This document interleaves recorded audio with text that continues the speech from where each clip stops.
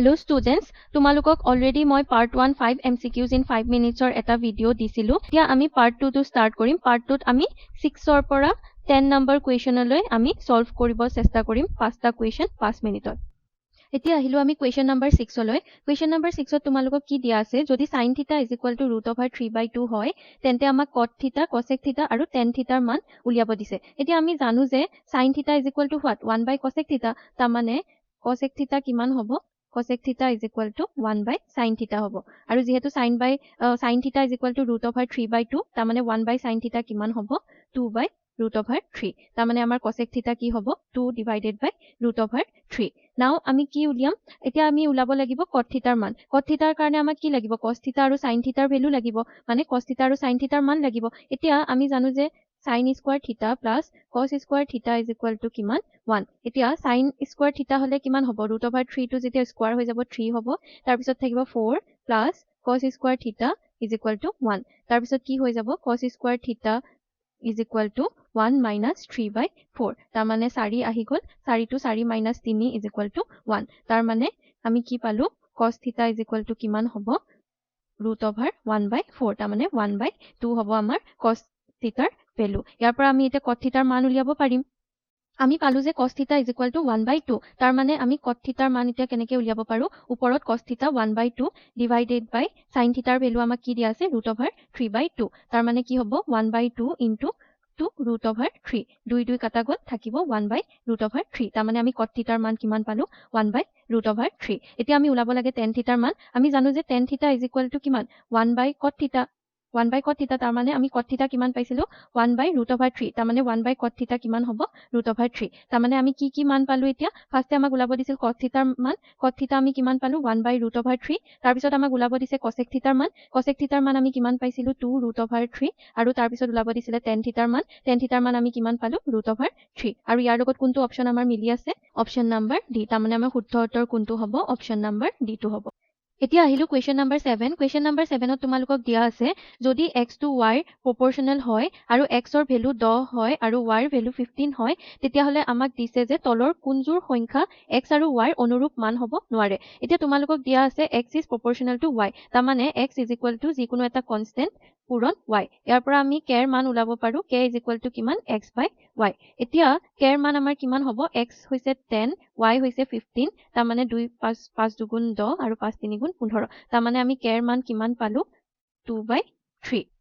তাৰ মানে x আৰু y ৰ অনুপাতটো আমাৰ কি হ'ব লাগিব 2:3 হ'ব লাগিব এতিয়া যদি আমি প্ৰথম পেয়াৰটো চাওঁ আমাক কি দিয়া আছে 2,3 তাৰমানে x আৰু y ৰ অনুপাতটো 2 আৰু 3 দিয়া আছে এটোটো আমাৰ হ'ব পাৰে তাৰমানে আমাৰ অপচন এ টো হ'ব পাৰে এতিয়া আমি অপচন বি টো যদি চাওঁ তাতে দিয়া আছে 8,12 এতিয়া তাৰ মানে কি বুজায় 8 আৰু 12 এতিয়া যদি কৰি দিও তেতিয়া কি হ'ব 4 দুগুণ 8 4 3 গুণ 12 তাৰমানে লাষ্টত কি থাকিল 2:3 তাৰমানে আমাৰ অপচন বি টো হ'ব পাৰে এতিয়া আমি অপচন সি টো চাওঁ অপচন সি টোত আছে 15,20 তাৰমানে আমি এটো কেনেকৈ লিখিব পাৰো 15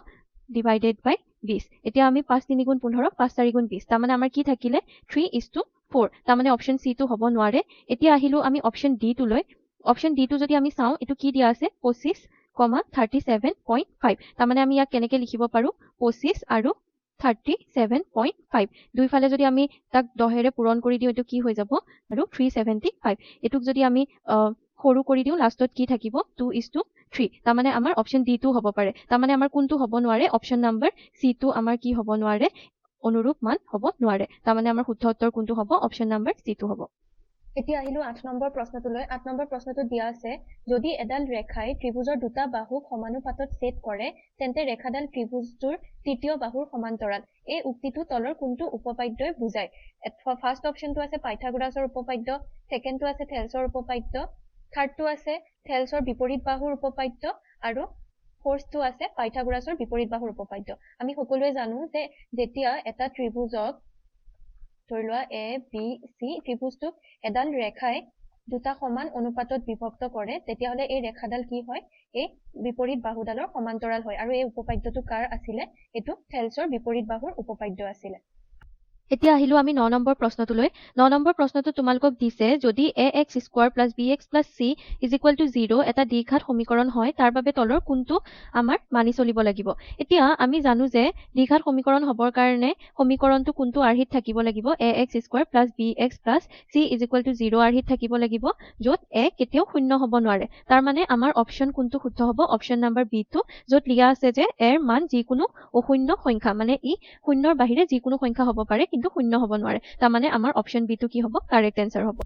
এতিয়া আহো আমি 10 নম্বৰ প্ৰশ্নটোলৈ 10 নম্বৰ প্ৰশ্নটোত তোমালোকক কি দিয়া আছে তোমালোকক দিয়া আছে √1369 ৰ ভ্যালু কিমান দিয়া আছে 37 দিয়া আছে √1369 ইজ ইকুৱেল টু 37 দিয়া আছে তেতিয়াহ'লে আমাক সুধিছে যে √0.1369 প্লাছ √13.69 ৰ ভ্যালু কিমান হ'ব এতিয়া যদি আমি এই টাৰ্মটোক লিখিব যাওঁ তেতিয়া আমি কেনেকৈ লিখিব পাৰো 0.1369 এটোক আমি কেনেকৈ লিখিব পাৰো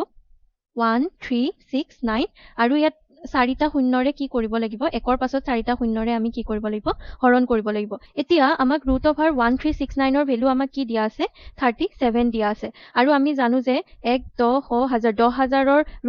আমি কিমান পাম 100 পাম তাৰমানে ইয়াৰ ভ্যালু আমাৰ কিমান হ'ব 0.37 আমি ইয়াৰ ভ্যালু পাম তাৰ পিছতে আহিলো আমি এতিয়া 2 নম্বৰ এই টাৰ্মটোলৈ এই টাৰ্মটোক আমি কি লিখিব পাৰো √13.69 ইজ ইকুৱেল টু আমি কি লিখিব পাৰো 1369 আৰু যিহেতু দুটাৰ আগত দশমিক আছে তাৰমানে আমি একৰ পিঠিত দুটা শূন্য দি পেলাই আমি হৰণ কৰিব লাগিব তাৰমানে আমি ইয়াৰ ভ্যালুটো আমাক দিয়া আছে 37 ডিভাইডেড বাই √100 কিমান 10 হ'ব তাৰমানে ইয়াৰ ভ্যালু আমি কিমান পাম 3.7 পাম এতিয়া আমি দুইটাকে যদি যোগ কৰি দিও কিমান পাম 0.37 প্লাছ 3.7 আমি কিমান পাম এটো 0.407 তাৰমানে আমাৰ শুদ্ধ উত্তৰ কোনটো হ'ব অপচন নম্বৰ বি টো